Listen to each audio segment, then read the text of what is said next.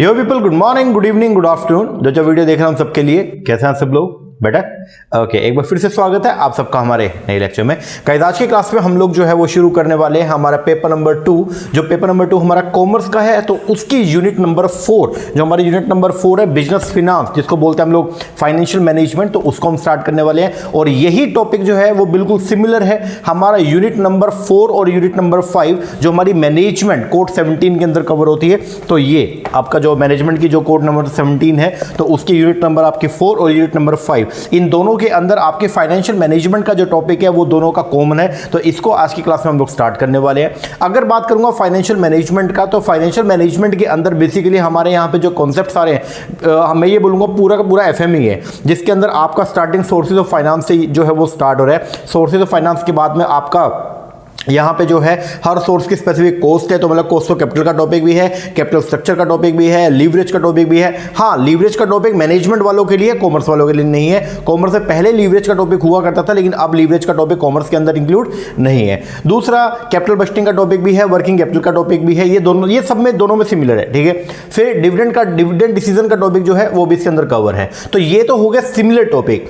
अब कुछ टॉपिक ऐसे हैं जो कॉमर्स के अंदर है और मैनेजमेंट में नहीं है, लाइक आपका लीज फाइनेंसिंग का टॉपिक हो गया, लाइक आपका एसेट सिक्योरिटाइजेशन का टॉपिक हो गया। ये दोनों टॉपिक जो है वो आपके कॉमर्स के अंदर है, लेकिन ये मैनेजमेंट के अंदर नहीं है, ठीक है। और मैनेजमेंट के कुछ ऐसे टॉपिक है पोर्टफोलियो मैनेजमेंट के, जिसके अंदर आपका बेसिकली मर्जर एक्विजिशन हो गया। ये टॉपिक मैनेजमेंट में है, लेकिन ये आपके कॉमर्स के अंदर नहीं है। तो हम लोग जो है वो क्या करने वाले हैं, जो कॉमन क्लासेस है उनको तो कॉमन ही कर लेंगे, मतलब जो ऐसे टॉपिक्स है जो कॉमन है दोनों में, मैनेजमेंट में एज वेल एज कॉमर्स के अंदर, तो उनको तो हम कॉमन करेंगे। और बाकी जो अलग अलग है उनकी सेपरेट वीडियोस जो है वो आपको हम प्रोवाइड करवा देंगे। ओके, हाँ जी। तो सर आज क्या शुरू होने वाला है, आज हम लोग जो है वो मैनेजमेंट, फाइनेंशियल मैनेजमेंट का जो एलिमेंट्री है, जो बेसिक लेक्चर है फाइनेंशियल मैनेजमेंट का, कि एफएम के अंदर क्या होता है, scope of financial finance function क्या है, तो वो सब आज की क्लास में हम लोग जो है वो डिस्कस करने वाले हैं। ओके, हाँ जी सर। तो लेक्चर को स्टार्ट करने से पहले एक इंफॉर्मेशन आपको मैं देना चाहूंगा। अगर आप लोग भी अपकमिंग जून 2022 या दिसंबर 2022 में जो एनटी-नेट का पेपर होना है, अगर आप उसकी तैयारी करें,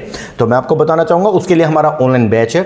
6 महीने का कोर्स भी है और 12 महीने का कोर्स भी है। तो दोनों बैच हम लोग जो है वो प्रोवाइड करवाते हैं। और हम लोग जो है वो कॉमर्स में भी डील करते हैं, और एज वेल एज मैनेजमेंट, जिनका कोड 17 है, वो उसकी भी हम कोचिंग प्रोवाइड करते हैं। हम जो आपको कोचिंग पैकेज प्रोवाइड करवाएंगे, हमारे कोचिंग पैकेज के अंदर आपको मिलेगा पेपर नंबर 1 प्लस में पेपर नंबर 2, दोनों के वीडियो लेक्चर। जैसे ये वीडियो लेक्चर है, उसी तरीके से हर यूनिट का सेपरेट वीडियो लेक्चर जो है बने हुए हैं, चैप्टर वाइज हमने जो है बना रखे। जैसे अगर मैं बात करता हूं इसका अपने मैनेजमेंट का, तो मैनेजमेंट के अंदर यूनिट नंबर जो आपकी 5 है, उसके अंदर टोटल मिला के 8 चैप्टर हैं। वही अगर बात करूं कॉमर्स का, तो कॉमर्स में यूनिट नंबर 4 है एफएम की, तो उसके अंदर टोटल मिला के 11 चैप्टर्स हैं। हर चैप्टर के वीडियो लेक्चर जो है सेपरेट आपको मिलेंगे। हमारी mobile app am smart academy है, मोबाइल एप्लीकेशन का नाम, उसके ऊपर मिलेंगे। प्लस में आपको मिलेगा सारा का सारा स्टडी मटेरियल, प्रॉपर किताबें आपको जो है वो मिलेंगी। कोई पीडीएफ वाला कोई ज़्यादा चक्कर नहीं है, ठीक है। जो अमेंडमेंट्स है वो पीडीएफ के जरिए हम आपको प्रोवाइड करवा देंगे। पूरा अप टू डेट सिलेबस जो है वो आपको हम प्रोवाइड करवाएंगे। लाइक अगर अभी हम एफएम पढ़ रहे हैं, तो ये एफएम की किताबें जो हैं ये सब आपको आपके होम एड्रेस के ऊपर जो है ये मिलेंगी। ये सब किताबें जो है आपके घर पे आएंगी। प्लस में आपको मिलेगा वीडियो लेक्चर बता दिया, किताबें बता दी, प्लस में रिवीजन करने के लिए रिवीजन की सेपरेट वीडियोस है, और प्रैक्टिस के लिए प्रैक्टिस के एमसीक्यूज है। बहुत ही नॉमिनल रेट के ऊपर हम लोग जो है वो बैच प्रोवाइड करवा रहे हैं। 1 साल का पूरा पैकेज भी है, मतलब 31 जो आपका दिसंबर आएगा उसके लिए भी पैकेज है, और 31 जुलाई तक के लिए भी पैकेज है। तो अगर आप इंटरेस्टेड है, नीचे नंबर दिया हुआ है, इसके ऊपर कॉल कीजिए या व्हाट्सएप करके आप इंक्वायरी कर सकते हैं। ओके, हाँ जी सर। बाकी डेमो के लेक्चर बहुत सारे ऑलरेडी यूट्यूब पे डाले भी हुए हैं हमारे चैनल के ऊपर, तो अगर आपने अभी तक हमारा चैनल सब्सक्राइब नहीं किया तो उसको भी जरूर कर लेना एक बार। ओके, हाँ जी। चलो अब हम शुरुआत करते हैं हमारे टॉपिक का। टॉपिक की अगर मैं बात करता हूं, टॉपिक का नाम जो है वो है जी आपका introduction and time value of money topic है आपका।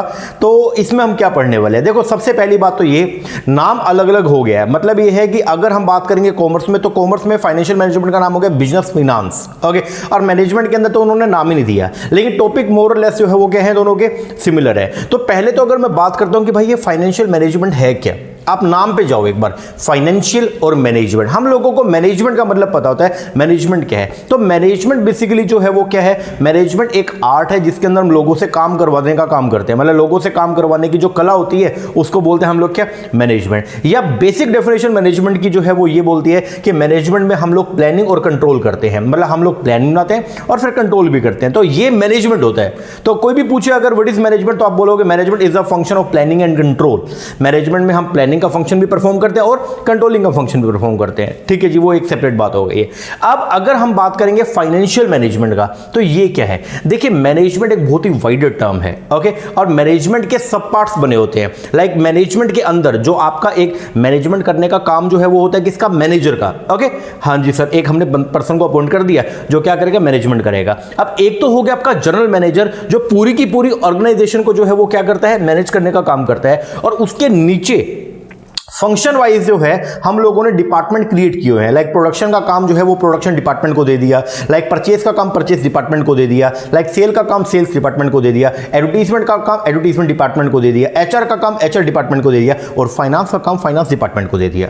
हर डिपार्टमेंट का जो हेड है उसको बोलते हैं उस डिपार्टमेंट का मैनेजर। लाइक प्रोडक्शन का जो मैनेजर है प्रोडक्शन मैनेजर, जो प्रोडक्शन डिपार्टमेंट का हेड है। लाइक फाइनेंस डिपार्टमेंट का जो हेड है उसको बोलते हैं हम लोग क्या? Finance manager. तो ये जो फाइनेंस मैनेजर है ये क्या करता है? ये करता है फाइनेंस फंक्शन। क्या परफॉर्म करता है? Finance function. तो पहली बात तो ये हो गया कि ये फाइनेंशियल मैनेजमेंट का जो काम होता है ये जनरल मैनेजर नहीं करते हैं। फाइनेंशियल मैनेजमेंट का काम जो है वो करते हैं फाइनेंस मैनेजर। ओके सर, ये बात तो क्लियर है। अब फाइनेंस मैनेजर जो काम करेगा उसको बोलते हैं फाइनेंस फंक्शन। मतलब कोई भी पर्सन जो ऑर्गेनाइजेशन में काम करता है तो मतलब वो कोई ना कोई फंक्शन परफॉर्म कर रहा है। हाँ जी, तो फाइनेंस मैनेजर कौन सा फंक्शन परफॉर्म करेगा? Sir, finance manager financial function को जो है वो क्या करेगा? परफॉर्म करेगा। यहां तक ओके है क्या? हाँ जी सर। तो लेकिन क्वेश्चन ये आ रहा है कि भाई ये होता क्या है? इसको डिटेल में सर बताइए एक बार, कि कोई भी अगर हमसे कल को पूछ ले कि व्हाट इज फाइनेंशियल मैनेजमेंट तो हम क्या जवाब देंगे? तो मैंने थोड़ा सा इसका बिल्कुल बेसिक तरीके से आपको जो है मैं ये बताता हूं कि फाइनेंशियल मैनेजमेंट क्या है। क्योंकि यहां से पढ़ के आप लोग जो है वो बाहर जब पढ़ाने जाएंगे तो वहां पर आपको कोई गाइड करने वाला नहीं होगा। बेसिकली किताबें होंगी, उनमें से देख देख के आपको जो है वो पढ़ाना है। तो अब आपके कॉन्सेप्ट्स जो है वो अभी आप बिल्डअप कर लीजिए ताकि आगे जाके आपको जो है वो कोई भी परेशानी ना हो। तो हम जो वीडियोस जो आपको प्रोवाइड करवाएंगे तो इसके अंदर आपको एक बेनिफिट तो ये है कि आपका सारा का सारा स्टडी मेट तो कवर हो रहा है, मतलब जो कंटेंट है वो तो कवर हो रहा है, प्लस में आपको कैसे पढ़ाना है वो चीज भी, बहुत सारी चीजें यहां पे आपको जो है वो समझ में आएंगी। ओके, हाँ जी, चलो खैर अभी हम जो है वो बात करते हैं फाइनेंशियल मैनेजमेंट का कि भाई ये आखिर है क्या, मतलब फाइनेंशियल मैनेजमेंट है क्या। तो ये तो आपको मैंने बता दिया कि ये कहां कहां पे कवर हो रहे हैं। तो कॉमर्स वाले में अगर बात करें यूनिट नंबर 4 और मैनेजमेंट की यूनिट नंबर 4 एंड 5। ठीक है जी, चलो शुरुआत करते हैं। What is financial management? देखिए, ये जो फाइनेंशियल मैनेजमेंट है ये पूरा का पूरा जो टर्म है ये दो वर्ड से मिलकर बना है। एक वर्ड जो है वो तो है क्या? फाइनेंशियल, और एक वर्ड जो है वो क्या है? मैनेजमेंट। ठीक है, तो एक तो हो गया फाइनेंस और एक हो गया क्या?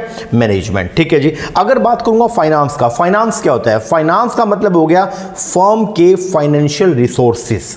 फर्म बहुत सारे रिसोर्सेज को यूज करती है, बहुत सारे फैक्टर प्रोडक्शन होते हैं जिसको फर्म जो है वो क्या करती है? यूज करती है। इकोनॉमिक्स के अंदर आपने पढ़ा होगा फैक्टर प्रोडक्शन के नाम पे हम लोग लैंड, लेबर, कैपिटल, एंटरप्रेन्योरशिप, इनको हम लेके चलते हैं। तो जो बेसिकली आपकी लेबर होती है वो तो आपका एचआर हो गया, ह्यूमन रिसोर्स हो गया। ओके, और जो आपकी कैपिटल होती है, कैपिटल का मतलब क्या? पूंजी। पूंजी का मतलब जो है बेसिकली वो क्या हो गया? वो फर्म का फाइनेंशियल रिसोर्स हो गया।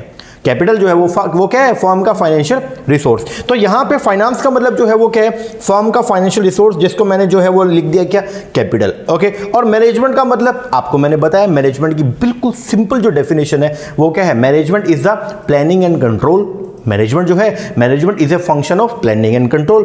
तो प्लानिंग और कंट्रोल, तो इन दोनों को अगर मैं मिला दूं तो इसका मतलब क्या होगा कि फर्म के फाइनेंशियल रिसोर्सेज की प्लानिंग करना और फर्म के फाइनेंशियल रिसोर्सेज को कंट्रोल करना is known as the financial management.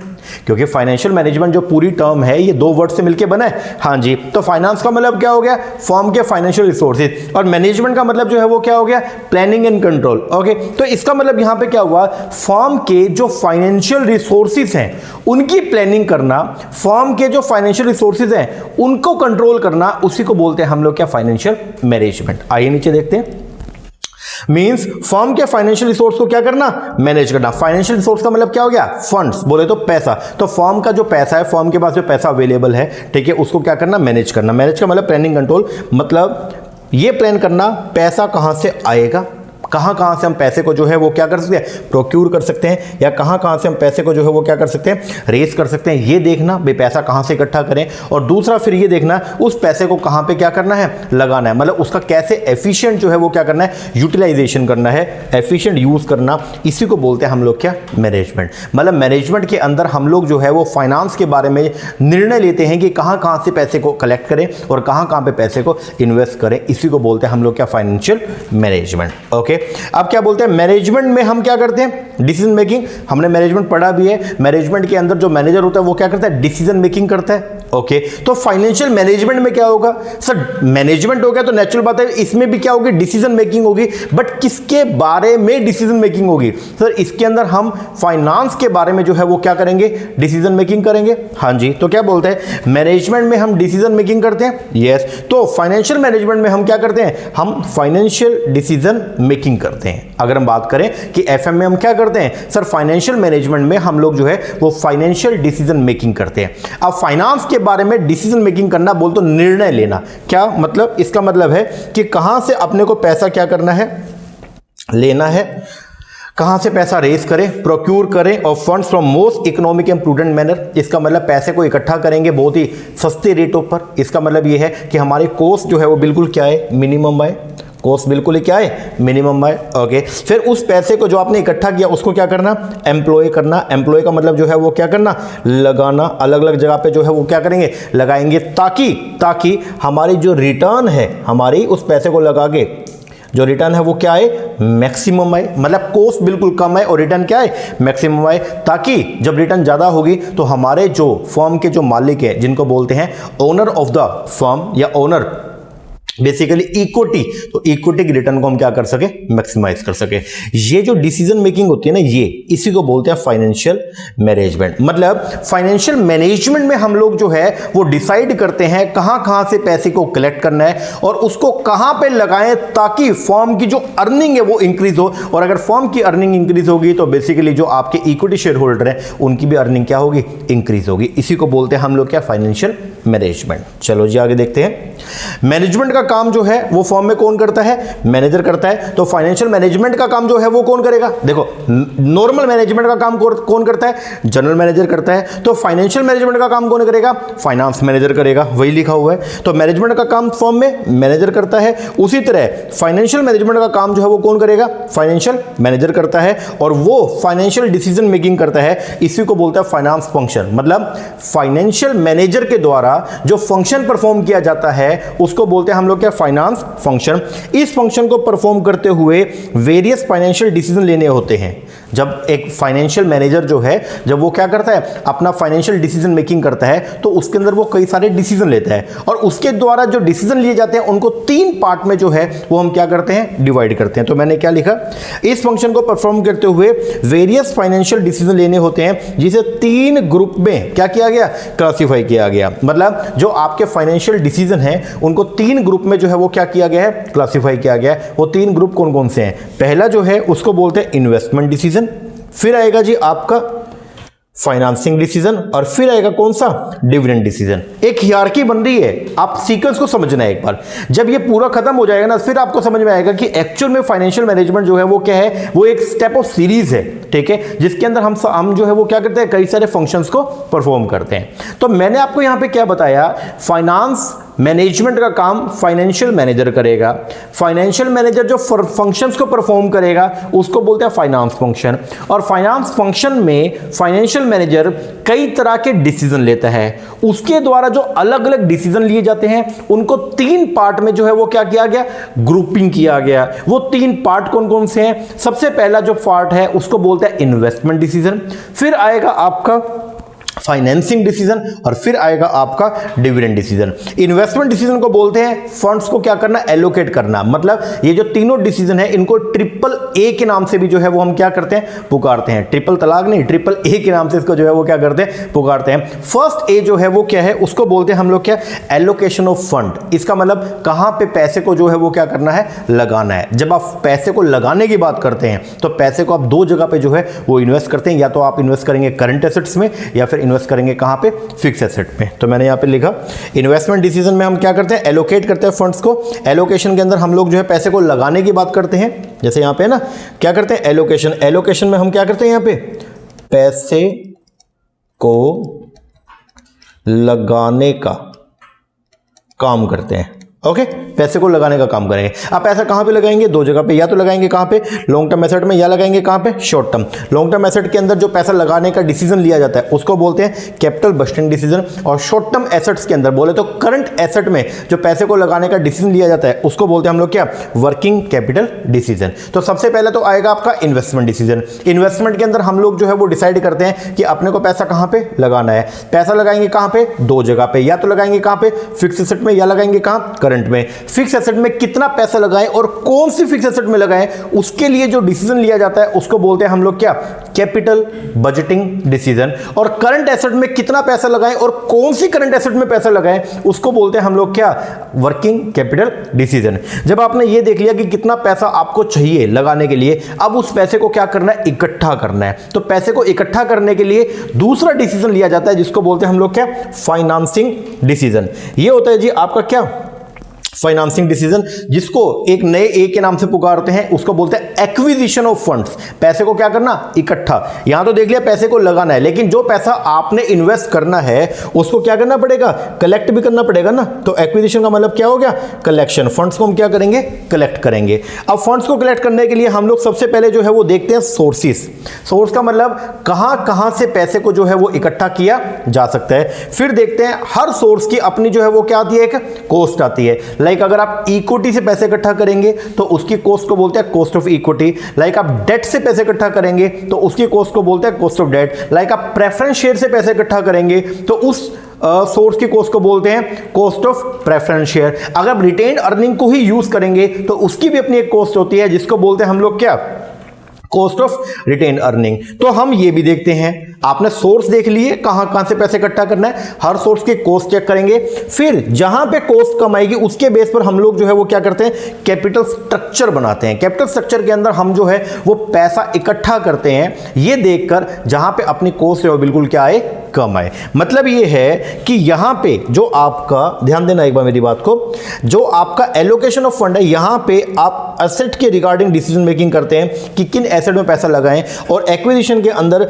आप लायबिलिटी के रिगार्डिंग डिसीजन लेते हैं कि कहां से पैसे को क्या किया जाए, इकट्ठा किया जाए। तो जब भी पैसे को इकट्ठा करने की बात आएगी तो मिनिमम कॉस्ट पे इकट्ठा करेंगे। जब भी पैसे को लगाने की बात आएगी तो मैक्सिमम रिटर्न जहां से मिलेगी वहां पे पैसे को क्या करेंगे, लगाएंगे। और जब आपने ये सब कर लिया फिर एट द एंड में आप ये डिसाइड करते हैं कि कितना जो हमारे पास में अर्निंग है उसका कितना पोर्शन हम अपने पास में रखें और कितना आगे क्या करें, डिस्ट्रीब्यूट करें। उसके लिए जो डिसीजन लिया जाता है उसको बोलते हैं आप लोग क्या, डिविडेंड डिसीजन, जिसको एक और ए के नाम से पुकारते हैं, उसको बोलते हैं एप्रोप्रिएशन, बोले तो बंटवारा।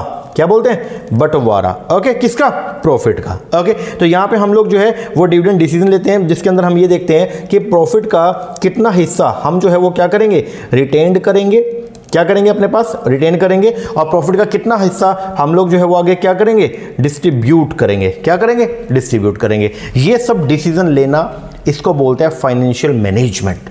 ये सब काम जो है ये आता है आपका किसके अंदर, फाइनेंशियल मैनेजमेंट। तो फाइनेंशियल मैनेजमेंट बहुत ही वाइडर टर्म है जिसके अंदर फाइनेंशियल, अच्छा फाइनेंशियल, अब एक बार सम अप करते हैं इसको, ठीक है, ध्यान से सुनना।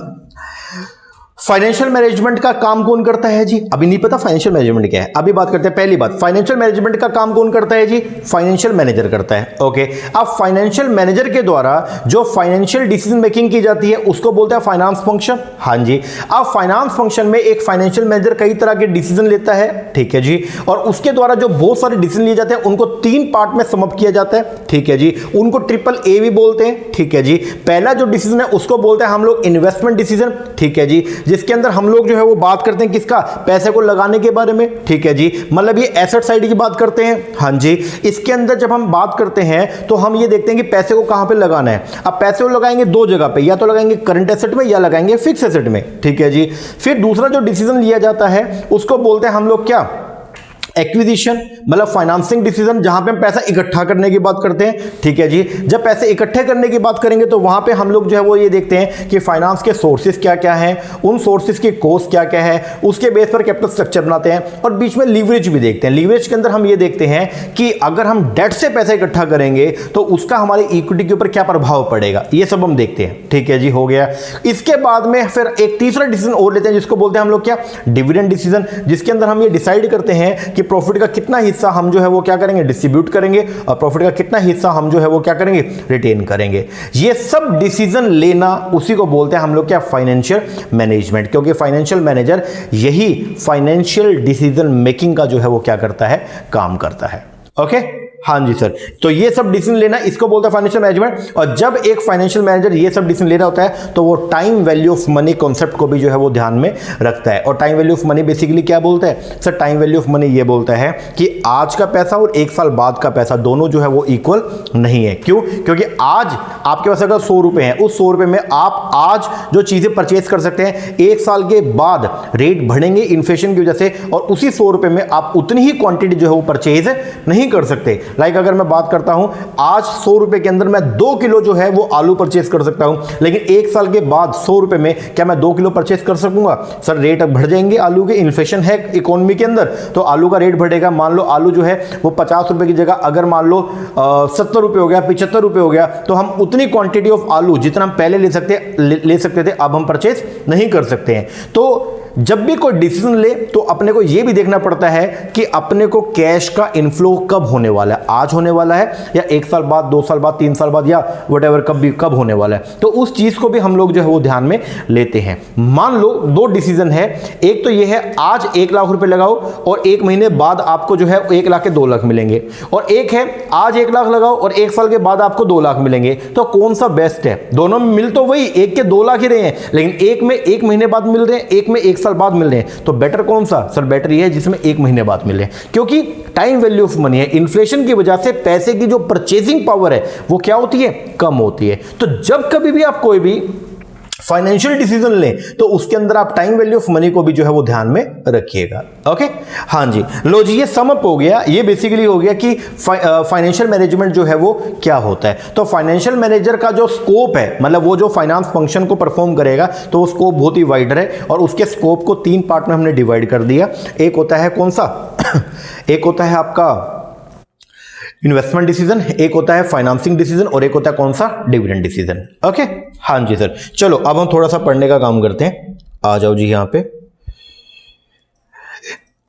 फाइनेंशियल मैनेजमेंट में 3A और 3A कौन कौन सा, acquisition of fund, allocation of fund और एप्रोप्रिएशन ऑफ फंड। ओके सबसे पहले एक्विजिशन को फाइनेंसिंग डिसीजन बोलते हैं, एलोकेशन को इन्वेस्टमेंट, और एप्रोप्रिएशन को डिविडेंड। फाइनेंसिंग में हम ये देखते हैं पैसा कहां से इकट्ठा करना है, ये हो गया। इन्वेस्टमेंट में कहां पे लगाना है, ये हो गया। और डिविडेंड में हम ये देखते हैं कि कितना पैसा अपने को जो है वो क्या करना है, रिटेन करना, और कितना आगे डिस्ट्रीब्यूट करना है। ठीक है जी, अब शुरुआत करेंगे। बोलता है financial management can be defined as a management of flow of fund.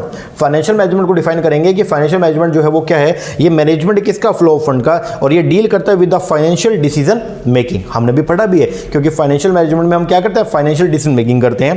It encompass मतलब include, it include the procurement of fund, पैसे को इकट्ठा करना इन the most economic and prudent manner में, मतलब बहुत ही सस्ते रेट पर पैसे को इकट्ठा करना। And employment of this fund, employ मतलब पैसे को लगाना in the most optimum way, ताकि क्या हो सके, मैक्सिमाइज हो सके रिटर्न फॉर द ओनर। तो ओनर की रिटर्न को क्या करने के लिए, मैक्सिमाइज करने के लिए सस्ते रेट पर पैसे को इकट्ठा करना और उसको अच्छे जगह पर इन्वेस्ट करना, ताकि रिटर्न जो है वो क्या हो सके, मैक्सिमम हो सके। Since raising of fund and their best utilisation is a key to the success of any business organisation. बोलता है पैसे को इकट्ठा करना और उसको अच्छी जगह पे लगाना, यही बिजनेस की जो है वो क्या है, सक्सेस है। Financial management as a functional area has got a place of prime relevance in the every firm, और इसीलिए फाइनेंशियल मैनेजमेंट जो है वो किसी भी फर्म के लिए जो है वो क्या है, एक प्राइम एरिया है, क्योंकि वहीं पे रह के अपने को डिसीजन मेकिंग करनी है। बोलता है ऑल बिजनेस डिसीजन है फाइनेंशियल इंप्लीकेशन, हर बिजनेस डिसीजन के जो है वो क्या होते हैं, फाइनेंशियल इंप्लीकेशन होते हैं, मतलब फाइनेंशियल प्रभाव होते हैं। एंड देयरफॉर इसीलिए फाइनेंशियल मैनेजमेंट इज इनएविटेबल मतलब कंपल्सरी रिलेटेड है to almost every aspect of the business operation. Broadly speaking financial management में आएगा any decision which is made by the business और इन्वेस्टर जो अफेक्ट करता है अपने फाइनेंस को।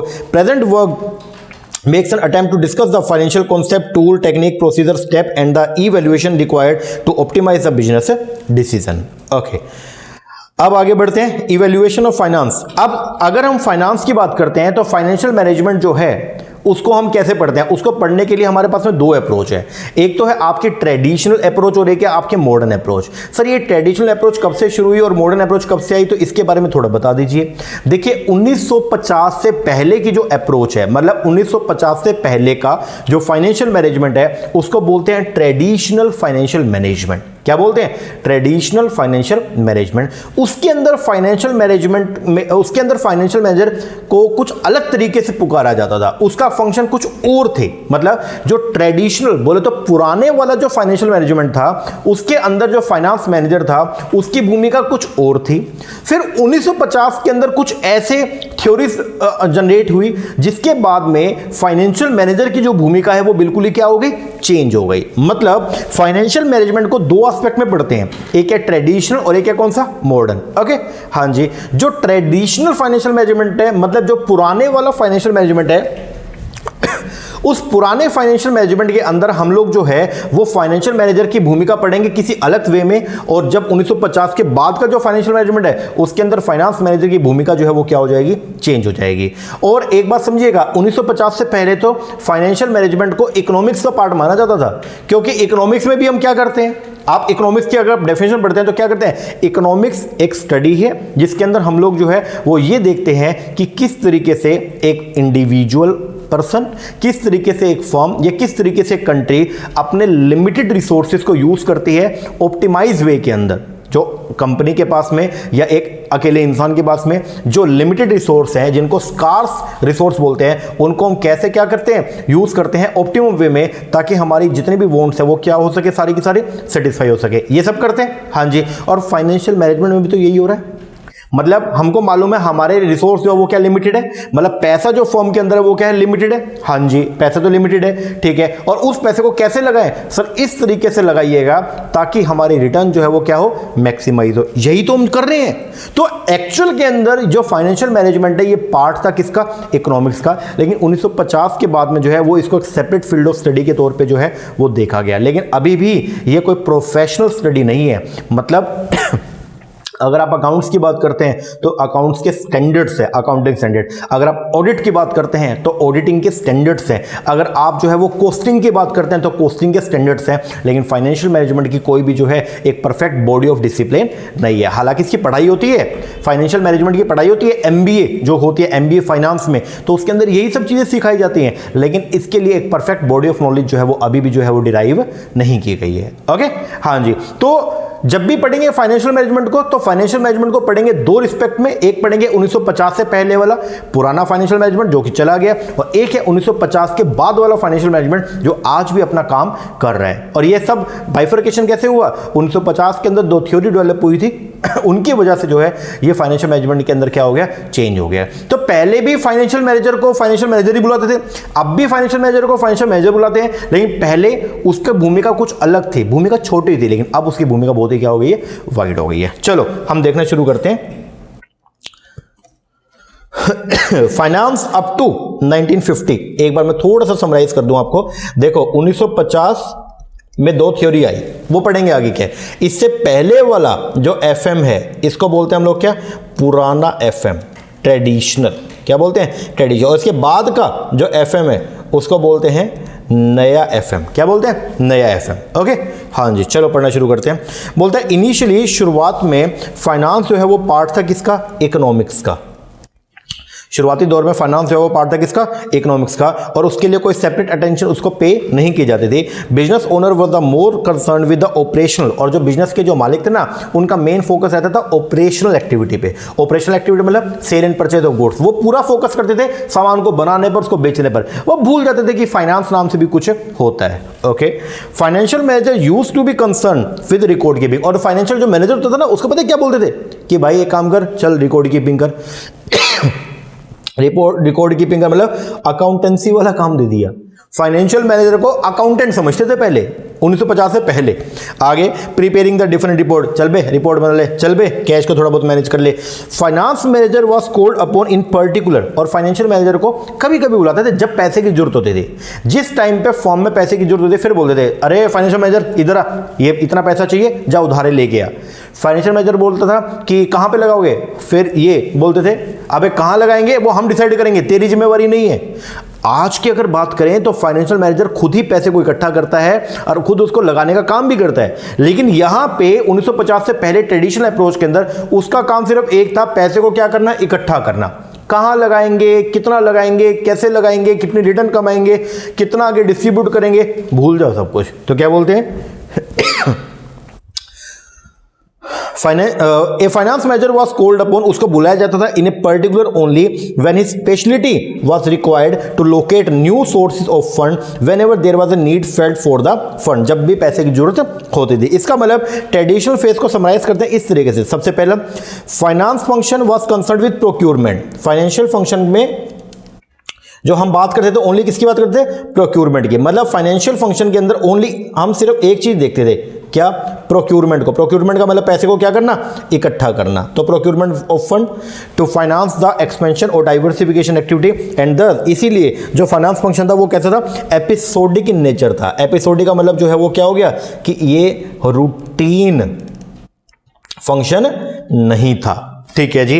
दूसरा, in order to finance the business growth को फाइनेंस करने के लिए there was a emergence of institutional financing. मतलब बड़े बड़े इन्वेस्टर ही, जो बड़े बड़े इन्वेस्टर थे सिर्फ उनके ऊपर ही जो है वो क्या होता था, फोकस किया जाता था, क्योंकि उनसे ही इकट्ठा पैसा हम ले लेते थे। ओके, आगे finance function was view particularly from the point of view of supplier. Finance function में ओनली सप्लायर की भूमिका होती थी, मतलब जो लोग फर्म को पैसा देते थे सिर्फ उनका ही ध्यान रखते थे। फाइनेंशियल मैनेजर इंटरनल लोगों की जो है वो बात को सुनता भी नहीं था। आगे फोकस ऑफ अटेंशन जो है वो ओनली किसके ऊपर थी, लॉन्ग टर्म। मतलब फाइनेंशियल मैनेजमेंट के अंदर ओनली लॉन्ग टर्म, सिर्फ कैपिटल बस्टिंग वाली चीजें जो है वो कवर होती थी। वर्किंग कैपिटल मतलब शॉर्ट टर्म जो पैसा होता है उसके ऊपर फोकस किया ही नहीं जाता था। Okay, the treatment of the different aspect of finance was more of descriptive. Financial management के अंदर जो हमारा काम होता था वो डिस्क्रिप्टिव नेचर का था। इसका मतलब जो बोल दिया सिर्फ वही, अपना दिमाग ज्यादा नहीं लगाते थे। मतलब एनालिटिकल डिसीजन मेकिंग बिल्कुल कम थी, क्योंकि उसको ये बोलते थे भाई जा पैसे लेके आ, तो वो सिर्फ जाता था और पैसा मार्केट से उठा के और ले आता था। कहां लगाना है, कैसे लगाना है, कितना लगाना है, ये सब काम नहीं था। तो उसका जो काम था वो एनालिटिकल नहीं था, वो कैसा था, डिस्क्रिप्टिव नेचर का था। कैसा था, डिस्क्रिप्टिव। और आगे मतलब in fact there were no analytical finance decision making as such. और आगे finance was concerned with procurement of the fund primarily by issue of security. Finance को देखते थे कि फाइनेंस के अंदर हम लोग जो पैसे को क्या करेंगे, कलेक्शन का काम करेंगे। कैसे, बाय इश्यू ऑफ सिक्योरिटी, मतलब पैसे को क्या करना है, ओनली इकट्ठा करना है, इक्विटी शेयर, प्रेफरेंस शेयर या डिबेंचर को क्या करके, इश्यू करके। सो इसीलिए knowledge of the source of fund, बस कि कौन से सिक्योरिटी को हम क्या करें, सेल करें, किसको सेल करें और किस टेक्निक से हम जो है पैसा इकट्ठा करें, सिर्फ उसकी नॉलेज होना ही जरूरी था। लगाना कैसे, उस चीज की नॉलेज होना जरूरी नहीं था। यह था पुराने वाला फाइनेंशियल मैनेजमेंट। आओ ग्रेजुअली बाद में जो स्कोप था फाइनेंशियल फंक्शन का, gradually the scope of the financial function widen, वो क्या हुआ, वाइडन हुआ, मतलब वो स्कोप बढ़ने लगा। And day to day problem of the finance were also incorporate, उसको भी साथ में जोड़ा गया। Funds analysis and control on a regular basis rather than on the casual basis started. मतलब अब रूटीन के अंदर देखा गया कि पैसे को जो है वो कहां पे लगाना है, मतलब ये फंक्शन अब डेली बेसिस पे जो है इनके ऊपर चर्चा होने लगी। And there was in certain extension हो गया किसका, ट्रेडिशनल फेज का। And around early 50 when the scope of finance function start expanding in a big way. उसके बाद क्या हुआ, 1950 के बाद में एक इंटीग्रेटेड व्यू आया किसका, फाइनेंस फंक्शन का। 1950 से पहले का फाइनेंशियल मैनेजमेंट आपको मैंने समझा दिया। अब 1950 में क्या हुआ, दो थ्योरी इमर्ज हुई और उन थ्योरीज की वजह से जो है फाइनेंशियल मैनेजर की भूमिका टोटली जो है वो क्या हो गई, चेंज हो गई। और जो नई भूमिका बनी उसी को बोलते हैं हम लोग क्या, मॉडर्न अप्रोच। क्या बोलते हैं, मॉडर्न। अब ये देखो एक बार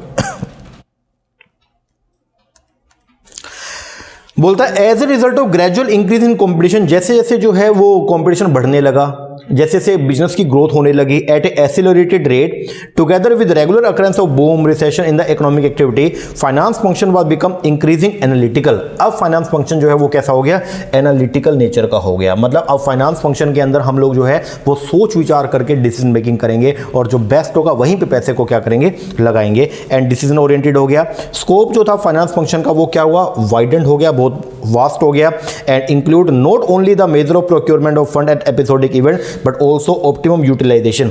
और अब फाइनेंशियल मैनेजमेंट में सिर्फ पैसे को कलेक्शन का काम नहीं था, उसको कहां पे लगाना है, ऑप्टिमम कैसे उसको यूटिलाइज करना है, ये भी फाइनेंशियल मैनेजर को हमने भूमिका सौंप दी आगे। तो इसका मतलब अब उसका काम जो है वो कैसा, डिस्क्रिप्टिव है या एनालिटिकल हो गया, सर एनालिटिकल हो गया। आगे, the finance manager has emerge as a professional manager involved with capital fund to be raised by the firm with the allocation of these fund to different project and with the measurement of the result of each allocation. Today finance manager deal with the variety of situation arising in any organization. These situation may be diversification into new market, new product, countering the inflation that significantly affect the planning of operation, high financing costs and capital intensive environment and emphasis on the growth etc.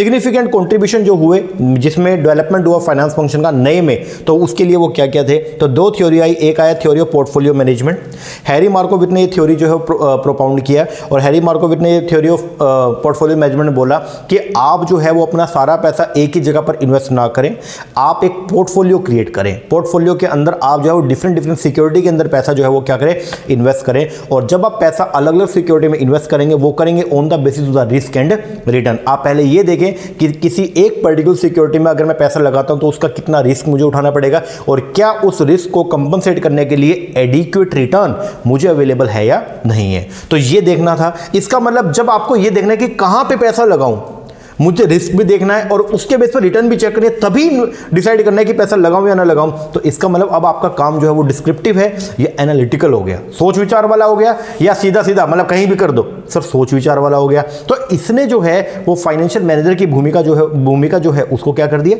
Change कर दिया। तो क्या बोलता है, theory of portfolio management, इसको develop किया Harry Markowitz ने 1950 के अंदर, जो डील करता है with the portfolio selection with risky investment. This theory uses statistical concept, इसने स्टैटिस्टिकल कॉन्सेप्ट्स को इस्तेमाल किया क्वांटिफाई करने के लिए risk return characteristic of holding A group portfolio security investment और एसेट। सिग्निफिकेंट कंट्रीब्यूशन जो है इस थ्योरी का आया is that the risk of one investor is view in its totality rather than evaluate the risk of one security only. और उसके लिए कुछ मॉडल्स आ गए, कैपिटल एसेट प्राइसिंग मॉडल जिसको हम पढ़ेंगे कॉस्ट ऑफ कैपिटल के अंदर, ये सब मॉडल्स आए, इनके बेस पर ही हम जो है वो क्या करेंगे, डिसाइड करेंगे। अब यहां पे मैंने बोला रिस्क एंड रिटर्न के बारे में कि पोर्टफोलियो डिसीजन लेंगे किसके बेस पर, on the basis of the risk and return. मतलब हम किस सिक्योरिटी में कितना पैसा लगाए वो डिसाइड करेंगे किसके बेस पर, रिस्क एंड रिटर्न के बेस पर। ठीक है जी।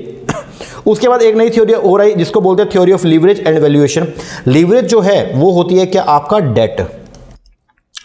ठीक है, तो एक नई थ्योरी है वो ये बोलते हैं कि अगर मान लो डेट से पैसा उठाएं तो उसका क्या इंपैक्ट पड़ेगा, किसके ऊपर, वैल्यू के ऊपर। इसको भी हम जो है वो क्या करेंगे, चेक करेंगे। मतलब अगर हम जो है वो इक्विटी को छोड़ के डेट से अगर पैसा रेज करते हैं तो उससे इक्विटी शेयर वालों की जो वैल्यू है उसके ऊपर क्या इंपैक्ट पड़ेगा, जिसको बोलते हैं ट्रेडिंग ऑन इक्विटी। ओके, तो ये एक नई जो है वो थ्योरी इमर्ज हुई और इसके अंदर भी हम सोच विचार करके देखेंगे कि डेट से कितना पैसा उठाएं, कम उठाएं या ज्यादा उठाएं। ओके, तो ये भी काम कैसा हो गया, एनालिटिकल नेचर का हो गया। तो क्या बोलते हैं, The theory of leverage and valuation of the firm developed by the Modigliani and Miller in 1958. They have shown by introducing analytical approach. इन्होंने भी कैसी approach the, analytical approach the as to how the कैसे financial decision making in any firm be oriented towards maximization of the value of the firm and the maximization of the shareholder wealth. तो ये बोलते हैं हम यहाँ पे decide करते हैं कि कैसे फाइनेंशियल डिसीजन मेकिंग जो है फर्म का, उसके थ्रू हम क्या करते हैं, फर्म की वैल्यू को मैक्सिमाइज करने की बात करते हैं और किस तरीके से हम शेयर होल्डर की जो वेल्थ है उसको क्या करेंगे, मैक्सिमाइज करेंगे। तो ये जो दो थ्योरी इमर्ज हुई, इन दोनों थ्योरी की वजह से जो है फाइनेंशियल मैनेजर की जो ड्यूटी थी जो पहले थी वो पूरी तरह से अब क्या हो गई, चेंज हो गई और अब एक नया फाइनेंशियल मैनेजमेंट जो है उसने जन्म लिया। तो जो नया फाइनेंशियल मैनेजमेंट है उसको बोलते हैं हम लोग क्या, मॉडर्न फाइनेंशियल मैनेजमेंट। क्या बोलते हैं, मॉडर्न फाइनेंशियल मैनेजमेंट। आओ, और जो मॉडर्न फाइनेंशियल मैनेजमेंट है उसके अंदर क्या हुआ, आओ देखते हैं। द मॉडर्न फेज जो है of evolution of the finance function can be summarize as follow. Number 1, scope जो है उसको वाइड कर दिया, जिसके अंदर में क्या किया, अब हमने ऑप्टिमम यूटिलाइजेशन ऑफ फंड को भी इसके अंदर डाल दिया। पहले ओनली क्या होता था, ओनली एक्विजिशन की बात होती थी, पैसे को ओनली इकट्ठा करना, लेकिन अब उसको कैसे लगाना है उसकी भी चर्चा होने लगे। तो क्या बोलते हैं, स्कोप जो है उसको वाइडन किया गया और उसके अंदर हमने इंक्लूड किया optimum utilisation of the fund through analytical decision making. दूसरा, finance function is now view from the point of view the insider. अब फाइनेंस फंक्शन को जो है वो इनसाइडर के पॉइंट ऑफ व्यू से भी देखा गया। इसका मतलब फाइनेंस का इक्विटी शेयर होल्डर के ऊपर क्या इंपैक्ट पड़ेगा, अब इसकी चर्चा होने लगी। पहले नहीं देखते थे इक्विटी वालों पे, मतलब मालिकों पे क्या प्रभाव पड़ेगा, छोड़ो उसको, पहले देखते थे बाहर से पैसा बस इकट्ठा करके लाके दो, ठीक है ना, तो बाहर वालों के ऊपर पहले फोकस ज्यादा होता था, लेकिन अब फोकस जो है वो किसके ऊपर हो गया, इनसाइडर्स के ऊपर हो गया। इनसाइडर मतलब कंपनी के जो शेयर होल्डर्स है, कंपनी के जो मालिक है, उनके ऊपर फोकस होने लगा आगे। और अब नॉलेज ऑफ सिक्योरिटी, किस सिक्योरिटी से पैसा रेज करें, फाइनेंशियल मार्केट से, इंस्टीट्यूशन इज ऑल्सो नेसेसरी, अब ये भी जरूरी हो गया। और स्कोप जो है फाइनेंस मैनेजर का वो क्या हो गया, एक्सपेंड हो गया beyond being nearly descriptive into analytical in nature. तो अब उसका जो स्कोप है वो डिस्क्रिप्टिव की जगह जो है वो आ गया किसके अंदर, आपके एनालिटिकल में। अच्छा जी, अब क्या बोलता है, the evolution of finance function over the last 50 year, पिछले 50 सालों में जो इवोल्यूशन हुआ है, पॉइंट आउट दैट, ये बोलता है कि finance as emerge as relatively new field, एक नई फील्ड ऑफ स्टडी जो है वो उभर के आया है और एक सेपरेट मैनेजमेंट फंक्शन है। As of today finance function was developed as decision oriented and include among its analytical tool the quantitative and computer technique in view of increasing complex problem and opportunity being faced by corporate financial manager. तो finance function is making rapid stride in its development process. Subject matter जो है finance manager का still developing, अभी भी ये develop हो रहा है और बहुत सारी नई नई थ्योरी जो है वो क्या हो रही है, डेवलप हो रही है और रिफाइन हो रही है और एग्जिस्टिंग थ्योरी को जो वो क्या कर रही है, रिप्लेस कर रही है। ओके जी, अब बात आती है जी आपके स्कोप के बारे में कि भाई ये जो फाइनेंस फंक्शन, फाइनेंशियल मैनेजमेंट का काम कौन करता है, फाइनेंशियल मैनेजर। फाइनेंशियल मैनेजर क्या करता है, फाइनेंशियल डिसीजन मेकिंग, और फाइनेंशियल डिसीजन मेकिंग में क्या किया जाता है, उसमें परफॉर्म किया जाता है फाइनेंस फंक्शन। तो क्वेश्चन ये आ गया कि भाई ये फाइनेंस फंक्शन का स्कोप क्या है। स्कोप का मतलब फाइनेंस फंक्शन में क्या क्या करना है, वैसे तो आपको मालूम है, आप बताओ एक बार क्या क्या करना है। सर हमने ये देखना है कहाँ से पैसा इकट्ठा करें और कहाँ से करेंगे, जहाँ पे कॉस्ट कम आएगी। फिर ये देखना है कहाँ पे लगाएं, कहाँ पे लगाओगे, जहाँ से रिटर्न ज़्यादा आएगी। और फिर ये देखना है कि कैसे उसको एलोकेट करें, कैसे उसका बंटवारा करें, एप्रोप्रिएशन कैसे करें। कैसे करोगे वो देखेंगे सर, कि हम डिसाइड करेंगे कितना पैसा अपने को अपने पास रखना है और कितना शेयर होल्डर को डिस्ट्रीब्यूट करना है। यही सब डिसीजन मेकिंग करना है, यही सब तो आता है किसके अंदर, आपके स्कोप ऑफ फाइनेंशियल मैनेजमेंट में। हाँ जी, चलो बोलता है initially financial manager was concerned and called upon at the advent, शुरुआत में उसको बुलाया जाता था ओनली कब, जब पैसे की जरूरत होती थी। Okay, financial manager was formally given A target, उसको एक टारगेट अमाउंट दे दिया जाता था, भाई हमको इतना पैसा चाहिए, जा उठा के लाके दे दो हमको, कि उसको बताते थे कि कितना पैसा अपने को उठाना है। And was given the responsibility, और उसको बस एक काम देते थे कि भैया पैसा इकट्ठा करके लाके दे। उसका फंक्शन ओनली लिमिटेड था कहां तक, रेजिंग फंड, सिर्फ पैसे को इकट्ठा करने तक, as and when the need was felt. Once the fund were procured, एक बार जब पैसा इकट्ठा हो गया तो उसका फंक्शन जो है वो क्या होता था, ओवर। हाउएवर, जबकि over a period of time scope जो है फंक्शन का वो क्या हुआ, बहुत ही वाइडन हुआ। उसकी प्रेजेंस जो है वो जरूरी है at every moment whenever any decision having involvement of the fund is to be taken.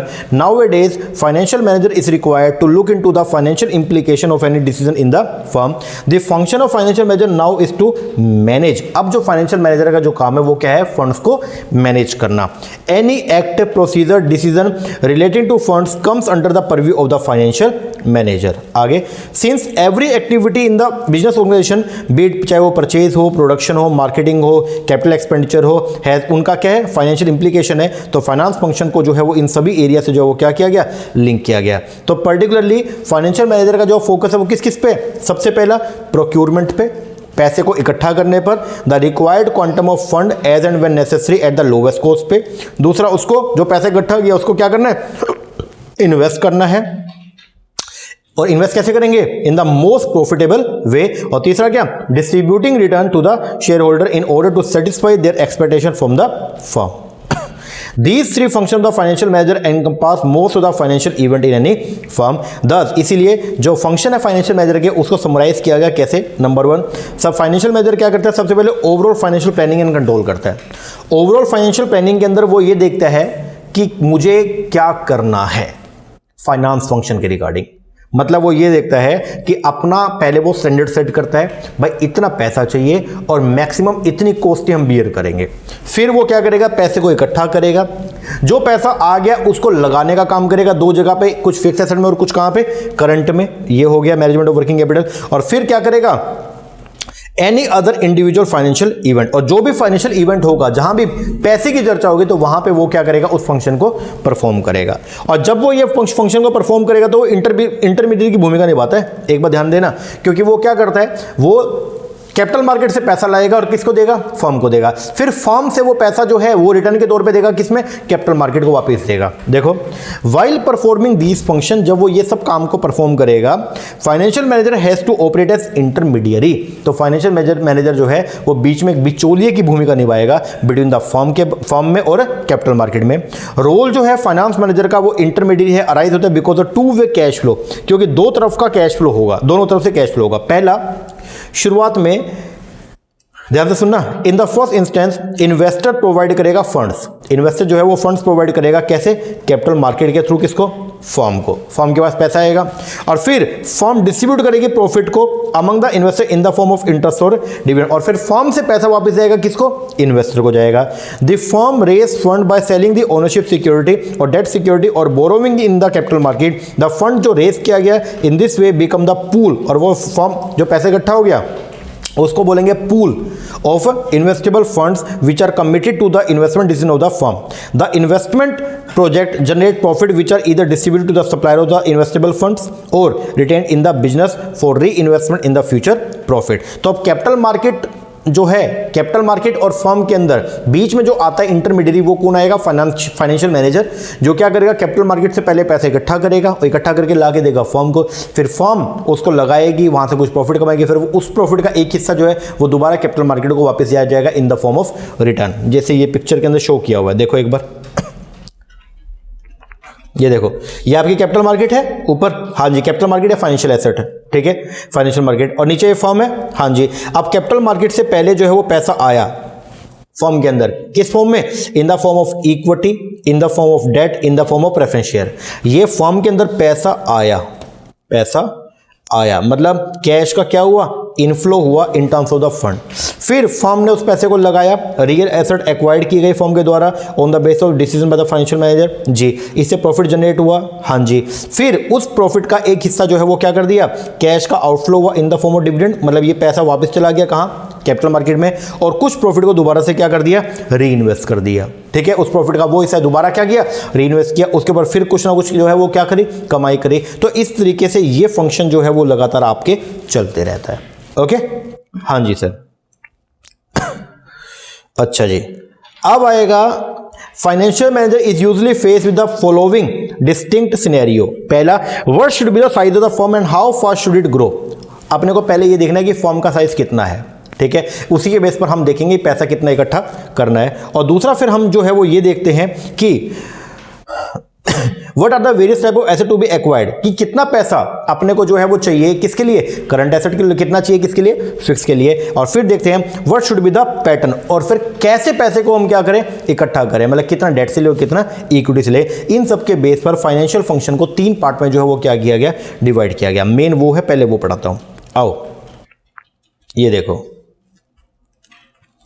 Depending upon the nature and size of the firm, the finance manager is required to perform all or some of these functions from time to time. While performing these functions, he is required to take different decisions, which can be broadly classified into 3 group में। पहला जो है वो क्या? Resource को allocate करना, हम जिसमें हम क्या करेंगे? इन्वेस्टमेंट डिसीजन लेंगे। दूसरा, कवरिंग द फाइनेंसिंग, की कैसे इस इन्वेस्टमेंट को क्या करना है? कवर करना है। एंड द तीसरा जो है वो ये देखना, how much cash B taken out and how much री इन्वेस्टेड, जिसको बोलते हैं डिविडेंड डिसीजन। तो एक एक करके पहले ये तीनों डिसीजन को पढ़ते हैं। पहला है इन्वेस्टमेंट डिसीजन, इन्वेस्टमेंट के अंदर हम क्या करते हैं, firm have scarce resource, firm के पास जो है रिसोर्स है वो क्या होते हैं, स्कार्स है। इसका मतलब क्या होते हैं, लिमिटेड है, और उन लिमिटेड रिसोर्स को बहुत सोच समझ के अपने को जो है वो क्या करना होता है, इन्वेस्ट करना होता है। ओके, तो क्या बोलता है, firm have the scarce resources that must be allocated among the competitive uses. The financial management provide a framework, financial management में आपको एक फ्रेमवर्क मिलता है, एक रूपरेखा मिलती है फर्म को to take this decision wisely, जिसके बेस पर फर्म जो है वाइजली अच्छे तरीके से डिसीजन ले सकती है। Investment decision include not only that create revenue and profit but also that they save the money. So investment decision are the financial decision related to the asset composition of the firm. Investment decision related है किससे, asset composition से। इसमें दो चीजों के ऊपर focus होगा, fix asset और करंट एसेट। ओके जी, अब कितना पैसा फिक्स में रखे, कितना करंट में लिखे, उसके लिए आएगा डिसीजन। पहला जो है वो आएगा कौन सा, capital budgeting. Capital budgeting decision बहुत ही क्रूशियल है। अच्छा जी, फाइनेंस मैनेजर जब भी ऐसा डिसीजन लेगा तो वो ये डिसाइड करेगा, पहला which asset should be purchase out of the different alternative option, बहुत सारे अल्टरनेटिव ऑप्शन है, उनमें से किस एसेट को हम क्या करें, परचेज करें। दूसरा, अब उसको खरीदें या किराए पे लेके आए। तीसरा, उसका जो फाइनल प्रोडक्ट का जो पार्ट है उसको प्रोड्यूस करें या फिर उसको जो है वो क्या करें, बाहर से लेके आए। ठीक है, बाय और note in the other firm और द रनिंग कंसर्न, किसी एक चलती हुई जो दूसरी कंपनी को हम परचेस करें या ना करें। And the proposal of the merger, क्या दूसरी कंपनी के साथ हम मर्ज हो या ना हो। ये सब डिसीजन जो है ये सब आते हैं किसमें, आपके कैपिटल बस्टिंग में। ऑल दीज डिसीजन, और इन सब डिसीजन का लॉन्ग टर्म इफेक्ट होता है, क्योंकि अगर एक बार ले लिया तो ये इरिवर्सिबल नेचर के होते हैं, ये दोबारा आप चेंज नहीं कर सकते। All this decision have long term ramification and are generally irreversible, मतलब दोबारा चेंज नहीं हो सकते। ऑब्जेक्टिव जो है कैपिटल बस्टिंग डिसीजन का वो क्या है, हम आइडेंटिफाई करते हैं यहाँ पे उन एसेट को जो worth more than they cost, जिनकी वर्थ जो है वो ज्यादा है उनकी कॉस्ट से, मतलब आज लगाऊंगा 100 रुपए लेकिन कमाऊंगा इसके ऊपर 130 रुपए, ऐसे डिसीजन लेना। Finance manager therefore has to take utmost care, इसलिए फाइनेंशियल मैनेजर को बहुत ज़्यादा केयर बरतनी पड़ती है जब वो ऐसे डिसीजन लेता है। ठीक है जी, अब दूसरा जो डिसीजन है इसी के अंदर, मतलब इन्वेस्टमेंट डिसीजन में ही दूसरा जो डिसीजन है वो है कौन सा, working capital. Working capital decision में हम ये देखते हैं कि कितना पैसा हम करंट एसेट के अंदर जो है वो लगाएं, मतलब करंट एसेट अपने पास में कितनी होनी चाहिए, उसका जो लेवल है वो कितना होना चाहिए। इस डिसीजन को बोलते हैं हम लोग क्या, वर्किंग कैपिटल डिसीजन। ओके, अब वर्किंग कैपिटल डिसीजन में एक बात ध्यान रखना, जो आपके पास दो तरह की एसेट होती है फर्म में, एक होती है करंट एसेट और एक होती है fix asset. Fix asset profitable होती है, ये बात ध्यान रखना, लेकिन फिक्स एसेट में अगर एक बार पैसा लगा दिया तो वो इरिवर्सिबल है, वो आपका ब्लॉक हो जाएगा। ठीक है, करंट एसेट जो है वहां पे रिस्क कम होता है, उसके पीछे रीजन ये है क्योंकि करंट एसेट आपकी कैश के फॉर्म में ही होती है जनरली, या वो इजीली कैश में कन्वर्ट हो सकती है। फिक्स एसेट इजीली कैश में कन्वर्ट नहीं हो सकती, but current asset easily cash में कन्वर्ट हो सकती है। और अगर करंट एसेट इजीली कैश में कन्वर्ट हो सकती है तो नेचुरल बात है रिस्क वहां पे बहुत ही क्या रहेगा, कम। और अगर रिस्क कम है तो नेचुरल बात है उसके ऊपर जो प्रॉफिटेबिलिटी है वो भी बहुत क्या रहती है, कम रहती है। ठीक है ना, तो हमको डिसाइड करना होता है कि वर्किंग कैपिटल का या करंट एसेट का कितना पोर्शन हम अपने पास में मेंटेन करें कि हमारा रिस्क भी जो है वो क्या हो, कम रहे और हमारी प्रॉफिटेबिलिटी भी ज्यादा रहे। देखो मैंने यहां पे लिखा है, जितना करंट एसेट आपके पास में ज्यादा होगी, ध्यान से सुनना, जितना करंट एसेट या वर्किंग कैपिटल आपके पास में ज्यादा होगी उतनी आपकी लिक्विडिटी ज्यादा होगी, उतनी तरलता ज्यादा रहेगी, लेकिन और उतना ही रिस्क क्या रहेगा, कम। जितनी लिक्विडिटी ज्यादा है, आप खुद देखिएगा, जितना आपके पास कैश ज्यादा होगा तो नेचुरल बात है आपका रिस्क उतना क्या रहेगा, ज्यादा कम रहेगा। लेकिन रिस्क के साथ में आपकी जो प्रॉफिटेबिलिटी है वो भी कम रहेगी, क्योंकि खाली कैश के ऊपर क्या कमा लोगे। अगर उसको कहीं इन्वेस्ट करते मशीन के अंदर फिर तो कुछ कमाई करते, लेकिन अगर कैश ही मैंने अपने पास में होल्ड कर लिया तो उस पर कमाई क्या। तो क्या बोलते हैं, जितना वर्किंग कैपिटल या करंट एसेट आपके पास में ज्यादा रहेगी उतना ही आपकी जो लिक्विडिटी है वो क्या होगी, ज्यादा होगी, और उतना ही आपका जो रिस्क है वो क्या रहेगा, कम रहेगा, और जो प्रॉफिटेबिलिटी है वो भी क्या रहेगी, कम रहेगी। ठीक है, तो भाई ज्यादा रखना भी गलत है, और अगर मैंने वर्किंग कैपिटल जितनी मेरे पास में कम रहेगी या करंट एसेट जितनी मेरे पास में क्या रहेगी, कम रहेगी, उसकी जैसे लिक्विडिटी भी कम हो जाएगी, लेकिन आपका रिस्क बढ़ जाएगा, बट प्रॉफिटेबिलिटी भी क्या हो जाएगी, बढ़ जाएगी। तो इसका मतलब ये हो गया, मुझे जुडिशियस डिसीजन लेना है, ना तो वर्किंग कैपिटल ज्यादा हो क्योंकि अगर ज्यादा है तो प्रॉफिटेबिलिटी कम है, और ना ही कम हो क्योंकि अगर वर्किंग कैपिटल कम हो गया तो भाई रिस्क बढ़ जाएगा। तो ये डिसाइड करना कि उस कितना लेवल वर्किंग कैपिटल का हम अपने पास में क्या करें, मेंटेन करें, उसके लिए हम लोग जो डिसीजन लेते हैं उसको बोलते हैं वर्किंग कैपिटल डिसीजन। ओके, हाँ जी, और इसीलिए हम ये बोलते हैं कि उनमें क्या होना चाहिए, ट्रेड ऑफ होना चाहिए between the liquidity and the profitability. तो देखो क्या बोलते हैं, बोलते हैं इन्वेस्टमेंट के अंदर ही on the other hand it deal with the management of the current asset of the firm though the current asset do not contribute directly to the earning yet their existence is necessitated for the proper efficient and optimum utilisation of the fixed asset there are danger of both the danger है दोनों का, excessive का भी और shortage का भी। अगर ज्यादा करंट एसेट आपने अपने पास रख लिया तो प्रॉफिट बिल्कुल जीरो हो जाएंगे, और अगर कम करंट एसेट रखा तो रिस्क बहुत ज्यादा क्या हो जाएगा, बढ़ जाएगा। तो क्या करें सर, ऐसा लेवल मेंटेन करना ना तो प्रॉफिट हमारा कम हो और ना ही हमारा रिस्क ज्यादा बढ़े। A finance manager has to ensure sufficient and adequate working capital to the firm. एक trade off होना चाहिए between the liquidity and profitability is required. He has to take various decisions in this respect.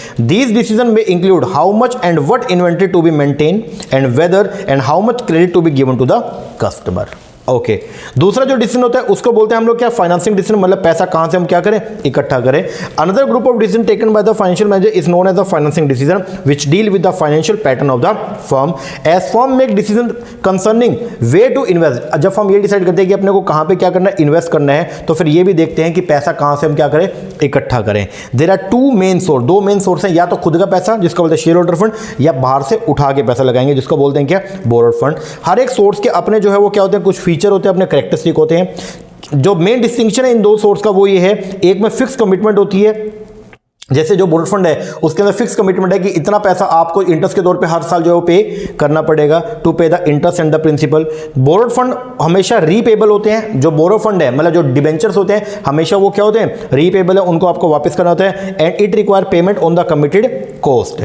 Borrowed fund relatedly, लेकिन borrowed fund जो है वो cheaper होते हैं, थोड़े सस्ते होते हैं, मतलब कॉस्ट ऑफ डेट जो है वो कम होती है, किससे, कॉस्ट ऑफ इक्विटी। लेकिन उनके अंदर हमेशा क्या होता है, रिस्क, क्योंकि अगर आप एक मौके डिबेंचर वाले को पैसा नहीं दे पाए तो डिबेंचर वाला कोर्ट में चल जाएगा और आपकी कंपनी लिक्विडेट भी हो सकती है। वहीं अगर बात करें इक्विटी वाला, तो इक्विटी में ये चीज नहीं होती। इक्विटी के अंदर जो है अगर आपने इक्विटी से पैसा रेज किया तो वहां पे रिस्क बिल्कुल ही क्या रहेगा, कम रहेगा, क्योंकि इक्विटी शेयर होल्डर को आप पे करते हो डिविडेंड, और अगर डिविडेंड नहीं पे किया तो इक्विटी वाला कभी भी कोर्ट की शरण में नहीं जा सकता। क्यों? क्योंकि इक्विटी शेयर होल्डर जो है वो कंपनी का कौन होता है, मालिक होता है। ये जो रिस्क है इसी को बोलते हैं हम लोग क्या, फाइनेंशियल रिस्क। तो जब कभी भी आप ये डिसीजन लें कि कहां से पैसा उठाएं, डेट के तौर पे उठाएं या इक्विटी के तौर पे, तो आप फाइनेंशियल रिस्क को जो है वो ध्यान में रखेंगे। फिर बोलते हैं the shareholder funds is a main source. Shareholder fund मतलब इक्विटी जो है, शेयर होल्डर फंड मतलब equity main source of fund है किसी भी फर्म के लिए। दिस में comprise of equity share capital, preference share capital and the accumulated profit. There is no committed outflow. Equity share का कोई भी कमिटेड आउटफ्लो नहीं होता जो हमको पे करना हो इन the form of return NOR in the form of repayment of the capital. However जबकि प्रेफरेंस शेयर में कुछ एक कमिटमेंट होती है कि अपने को प्रेफरेंस शेयर के ऊपर जो है वो डिविडेंड का जो है फिक्स रेट से डिविडेंड का भुगतान अपने को करना होता है। आगे bearing a few exception, firm usually adopt करती है policy of employing both the. Firm ये कोशिश करती है कि हम दोनों लें, हम बोरोड फंड भी लें और साथ में क्या लें, इक्विटी फंड जो है इनको भी हम क्या करें, रेस करें, फाइनेंस करने के लिए अपनी वेरियस एक्टिविटी को। The employment of these source in combination is known as the financial leverage. ठीक है जी। Any combination of borrowed fund and the shareholder fund, any financial measure can be selected and implement by the firm. अब आपको करना क्या होता है, कहां से कितना पैसा लें, तो आपको एक ऑप्टिमम मिक्स बनाना होता है, और ऑप्टिमम मिक्स वो होता है जहां पे आपकी जो कॉस्ट है, कॉस्ट ऑफ फंड्स, वो बिल्कुल ही क्या है, कम आए। ओके हाँ जी सर। तो ये डिसाइड करना पैसा कहां से इकट्ठा करें, सर डेट से लो चाहे इक्विटी से, लेकिन ऐसी जगह से लो जहां पे हमारी कॉस्ट बिल्कुल क्या है, कम, और हमारा रिस्क जो है वो भी क्या हो जाए, कम हो जाए। ठीक है जी। और जो तीसरा डिसीजन आपको लेना होता है उसको बोलते हैं हम लोग क्या, डिविडेंड डिसीजन। इसके अंदर हम ये डिसाइड करते हैं कि प्रॉफिट का जो पोर्शन हमारा है उसका कितना पोर्शन हम आगे क्या करें, डिस्ट्रीब्यूट करें शेयर होल्डर को रिटर्न के तौर पे, और कितना हम अपने ही पास में रख लें जिसको हम आगे दोबारा क्या करेंगे, रीइन्वेस्ट करेंगे। तो ये डिसाइड करना कि प्रॉफिट का कितना पोर्शन हमको अपने पास रखना है और कितना आगे डिस्ट्रीब्यूट करना है, इसको बोलते हैं हम लोग क्या, dividend decision. Another major area जो है डिसीजन मेकिंग का जो फाइनेंशियल मैनेजर लेता है उसको बोलते हैं dividend decision, which deal with the appropriation. जो डील करते हैं किससे, एप्रोप्रिएशन मतलब बंटवारा ऑफ आफ्टर टैक्स प्रॉफिट, मतलब टैक्स का घटाने के बाद जो प्रॉफिट बचता है, प्रॉफिट आफ्टर टैक्स, उसका कितना पोर्शन हम अपने पास रखें, कितना आगे डिस्ट्रीब्यूट करें। These profit are available to be distributed among the shareholder और can be retain by the firm for reinvestment within the firm. The profit which are not distributed are impliedly retain. जो profit आगे distribute नहीं किया उसको हम क्या करते हैं, रिटेन कर लेते हैं फर्म के अंदर। ऑल फर्म्स वेदर, कोई भी फर्म चाहे वो छोटी है चाहे वो बड़ी है, have to decide how much of the profit should be reinvested back in the business and how much should be taken out in the form of the dividend. आपको डिसाइड करना पड़ता है कि कितना प्रॉफिट बिजनेस में रखें और कितना आगे क्या करें, डिस्ट्रीब्यूट करें। ऑन वन हैंड एक तरफ तो paying out more to the owner, अगर आप ज्यादा देंगे ओनर को तो उससे ओनर की एक्सपेक्टेशन तो सेटिस्फाई होगी, लेकिन दूसरी तरफ बिजनेस में आप जो है वो इन्वेस्ट दोबारा से री इन्वेस्ट कम करेंगे, जिसकी वजह से आपकी जो ग्रोथ है वो क्या होगी, कम होगी। तो आपको अच्छे से ये डिसाइड करना होता है कि प्रॉफिट का कितना पोर्शन आगे क्या करें, डिस्ट्रीब्यूट करें और कितना अपने पास में क्या करें, रिटेन करें। ओके, इसके लिए जो डिसीजन लिया जाता है उसको बोलते हैं हम लोग क्या, डिविडेंड डिसीजन। पूरा का पूरा एक चैप्टर इसके ऊपर बना हुआ है, उसको हम आगे जो है वो करेंगे, पढ़ेंगे। तो रिटेंशन ऑफ प्रॉफिट जो है वो जुड़ा हुआ है किससे, री इन्वेस्टमेंट अपॉर्चुनिटी के साथ में and the opportunity rate of return of the share holder के साथ में। इनके बेस पर हम डिसाइड करते हैं, इन दोनों चीज के बेस पर डिसाइड करते हैं कि कितना रिटेन करें और कितना क्या करें, डिस्ट्रीब्यूट करें। ओके, हाँ जी।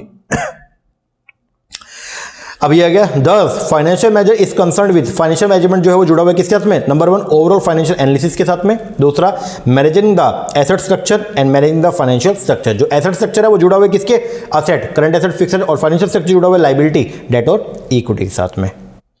आगे तो ये सब एक बार रीडिंग कर लेना, सिंपल सी चीजें हैं।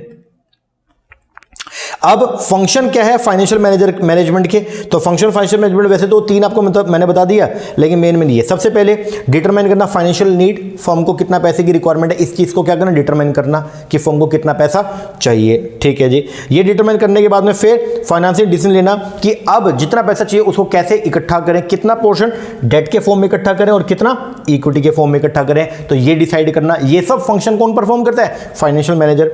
फिर तीसरे नंबर पे क्या आएगा, इन्वेस्टमेंट, पैसा तो इकट्ठा हो गया, अब उसको कैसे क्या करना है, इन्वेस्ट करना है। इन्वेस्टमेंट करेंगे 2 जगह पे, एक करेंगे कहां पे, शॉर्ट टर्म एसेट में, एक करेंगे लॉन्ग टर्म। शॉर्ट टर्म में करेंगे तो वर्किंग कैपिटल, लॉन्ग टर्म में करेंगे तो कैपिटल बस्टिंग। ठीक है, तो इन्वेस्टमेंट में एक तो कैपिटल बस्टिंग और एक कौन सा, वर्किंग कैपिटल के लिए भी डिसाइड करना कि कितना पैसा वर्किंग कैपिटल के अंदर अपने को जो है वो रखना है, मेंटेन करना है, ताकि हमारा रिस्क भी क्या रहे, कम रहे और हमारी लिक्विडिटी भी बनी रहे।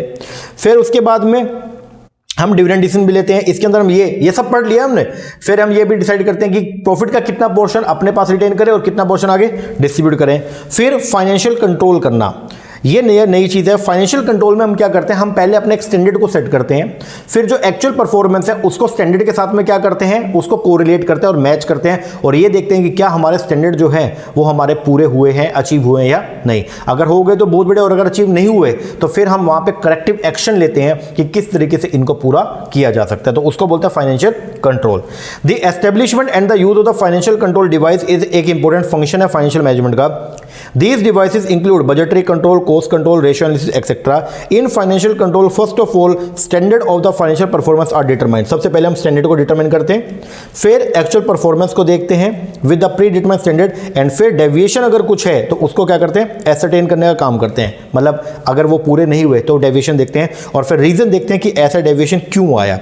ठीक है ना भाई, क्यों हमारे गोल अकॉम्प्लिश नहीं हो पाए और उसको दूर करने का काम करते हैं। और फिर फाइनेंशियल मैनेजमेंट में हम रूटीन फंक्शन भी जो है वो क्या करते हैं, परफॉर्म करते हैं, लाइक कैश रिसीट को क्या करना, सुपरवाइज करना, बैंक अकाउंट ओपन करना, उनको मैनेज करना, सिक्योरिटीज को सेफगार्ड करना ताकि पैसा हमारा सेफ रहे, रिकॉर्ड्स मेंटेन करना, reports banana, proper system of internal audit maintain करना। तो ये सब काम जो है ये सब आएगा किसमें, रूटीन फंक्शन में। ये सब काम जो है ये है जी आपका फंक्शन ऑफ फाइनेंशियल मैनेजमेंट। तो जो फाइनेंशियल मैनेजर है वो ये सब काम करता है। क्या क्या काम थे, ये देखो, ये सम अप कर दिया। क्या, सबसे पहले ये देखना, डिटरमाइन करना फाइनेंशियल नीड, फर्म को कितना पैसा चाहिए, फिर कहां से इकट्ठा करें, फाइनेंशियल डिसीजन, फिर कहां पे लगाएं, investment decision and working capital, ये सब हो गया।